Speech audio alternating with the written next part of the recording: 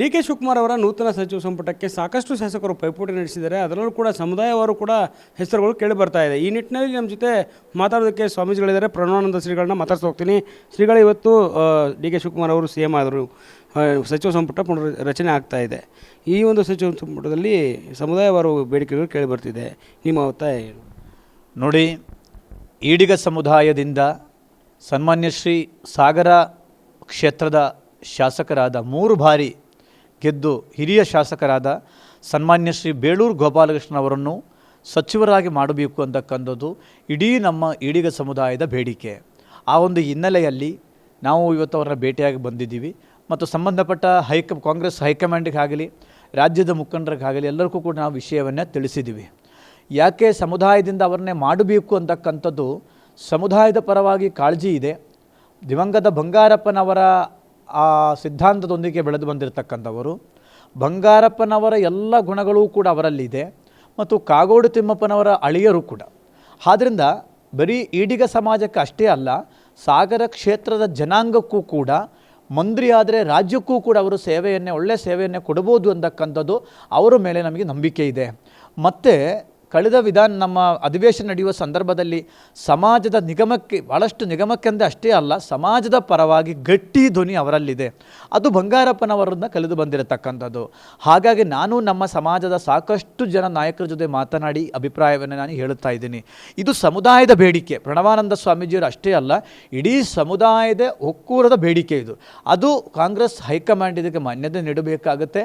ಅವರನ್ನು ಡಿ.ಕೆ. ಅವರ ಸಂಪುಟ ಸಚಿವರು ಸೇರಿಸ್ಕೊಂಡಂದರೆ ಅವ್ರಿಗೂ ಕೂಡ ಒಂದು ಅವರ ರೈಟ್ ಹ್ಯಾಂಡ್ ಆಗಿ ಬಲಗೈ ಬಂಡೆ ಕೆಲಸ ಮಾಡ್ಬೋದು ಅಂತಕ್ಕಂಥದ್ದು ಕೂಡ ನಾವು ನೋಡ್ಬೋದು. ಅಷ್ಟೇ ಅಲ್ಲ, ಕಳೆದ 6 ತಿಂಗಳಲ್ಲಿ ಡಿ.ಕೆ. ಅವರು ಮುಖ್ಯಮಂತ್ರಿ ಆಗಬೇಕು ಅಂತಕ್ಕಂಥ ಬಯಸಿದ ಶಾಸಕರಲ್ಲಿ ಅವರು ಒಬ್ಬರು ಕೂಡ ಅಂತಕ್ಕಂಥದ್ದು ನಾವು ನೋಡ್ಬೋದು. ಹಾಗಾಗಿ ಈಡಿಗ ಸಮುದಾಯದಿಂದ ಅವರು ಮಂತ್ರಿಯಾಗಿ ನಾಳೆ ಪ್ರಮಾಣ ವಚನವನ್ನೇ ಮಾಡಬೇಕು ಅಂತಕ್ಕಂಥದ್ದು ಇಡೀ ಸಮುದಾಯದ ಬೇಡಿಕೆ. ಸಾಕಷ್ಟು ಯುವಕರಿಗೆ ಮತ್ತು ಹೊಸ ಮುಖಗಳಿಗೆ ಮಣೆ ಹಾಕ್ತಿದ್ದಾರೆ. ಇಂಥ ಸಂದರ್ಭದಲ್ಲಿ ಇವ್ರಿಗೆ ಅವಕಾಶ ಕೊಟ್ಟರೆ ಹೇಗಿರುತ್ತೆ ಅನಿಸ್ತೀರಿ? ನೋಡಿ, ನಾನು ಹೇಳೋದು ಏನಪ್ಪ ಅಂತಂದರೆ, ಈಗಿರತಕ್ಕಂಥ ಎಲ್ಲರೂ ಬರೀ ನಮ್ಮ ಮಧು ಬಂಗಾರಪ್ಪನ ಒಂದೇ ಅಂದಲ್ಲ, ಎಲ್ಲರೂ ಕೂಡ ಏನು ಮಾಡಬೇಕು, ಹೊಸ ಮುಖಗಳಿಗೆ ಅವಕಾಶ ಮಾಡಿಕೊಡೋದಕ್ಕೆ ಅವರೇ ಬಿಟ್ಟು ಕೊಡಬೇಕು. ನೀವೇ ಅಲ್ಲಿ ಗುಟ್ಟೊಡ್ಕೊಂಡು ಕೂತ್ಕೊಂಡಂದರೆ ಉಳಿದವರು 3-4 ಸಲ ಗೆದ್ದಂದರೆ ಅವರೇ ಆಸೆ ಇದು ಇರ್ತಾವಲ್ಲ, ಅವ್ರಿಗೂ ಆಗಬೇಕು ಅಂತ ಇರ್ತಾವಲ್ಲ. ಬರೀ ಹಿರಿಯರು ಹಿರಿತನ ಅಂದಕೊಂಡು ಹೇಳಿಕೊಂಡು ಹೋದರೆ ನಾಳೆ ಇವರು ಯಾವಾಗ ಅವರ ಶಕ್ತಿಯನ್ನು ತೋರಿಸೋದು, ಸಾಮರ್ಥ್ಯವನ್ನು ತೋರಿಸೋದು ಯಾವಾಗ ಅಂದರೆ ಹೇಳಬೇಕಾಗತ್ತೆ. ಮುಂದೆ ಸರ್ಕಾರ ಬಂದ ಅದು ಬೇರೆ. ಆದ್ದರಿಂದ ಎಲ್ಲರೂ ಕೂಡ ಏನು ಮಾಡಿಕೊಡಬೇಕು, ಆಯಾಯ ಸಮುದಾಯದ 2ನೇ ಹಂತದ ನಾಯಕರುಗಳಿಗೆ ಅವಕಾಶ ಮಾಡಿಕೊಡಬೇಕು ಅಂತಕ್ಕಂಥದ್ದು ಎಲ್ಲ ಸಮುದಾಯಗಳಲ್ಲಿ ಬೇಡಿಕೆ ಇದೆ. ಇದರಲ್ಲಿ ವಿಶೇಷವಾಗಿ ಬೇಳೂರು ಗೋಪಾಲಕೃಷ್ಣ ಅವರು ಸಾಗರ ಕ್ಷೇತ್ರದಲ್ಲಿ ಗೆಲ್ಲುವುದಷ್ಟು ಈಸಿ ಕೆಲಸ ಆಗಲಿಲ್ಲ.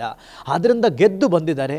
3 ವರ್ಷ ಯಾವುದೂ ಅಸಮಾಧಾನ ಇಲ್ಲದೆ ಕ್ಷೇತ್ರದ ಕೆಲಸ ಕೂಡ ಮಾಡಿದ್ದಾರೆ, ಪಕ್ಷದ ಕೆಲಸ ಕೂಡ ಮಾಡಿದ್ದಾರೆ. ಪಕ್ಷಕ್ಕೆ ಯಾವುದಾದ್ರೂ ಬೇರೆ ಪಕ್ಷಗಳಿಂದ ಟೀಕೆ ಟಿಪ್ಪಣಿ ಬಂದಾಗ ಬೇಳೂರು ಅವರು ಕೂಡ ಗಟ್ಟಿಯಾಗಿ ವಿರೋಧಿಸೋದು ಕೂಡ ನಾವು ಮಾಧ್ಯಮಗಳಲ್ಲಿ ನೋಡಿದ್ದೀವಿ. ಹಾಗಾಗಿ ಬೇಳೂರು ಗೋಪಾಲಕೃಷ್ಣನವ್ರನ್ನ ಮಾಡಿದರೆ ಕಾಂಗ್ರೆಸ್ ಪಕ್ಷಕ್ಕೂ ಕೂಡ ಒಂದು ಅಸೆಟ್ ಆಗುತ್ತೆ, ರಾಜ್ಯದ ಜನರಿಗೂ ಕೂಡ ಮುಂದಿನ ದಿನಗಳಲ್ಲಿ ಅನುಕೂಲ ಆಗುತ್ತೆ ಅಂತಕ್ಕಂಥದ್ದು ನಾನು ಹೇಳಬಲ್ಲೆ. ಇಷ್ಟು ಪ್ರಣವಾನಂದ ಶ್ರೀಗಳ ಮಾತು. ಕ್ಯಾಮರಾ ಪರ್ಸನ್ ಶಿವ ಜೊತೆ ದುರ್ಗೇಶ್ ನಾಯಕ, guarantee news, Bengaluru. Guarantee news, ಸುದ್ದಿ ಖಚಿತ, ನ್ಯಾಯ ನಿಶ್ಚಿತ.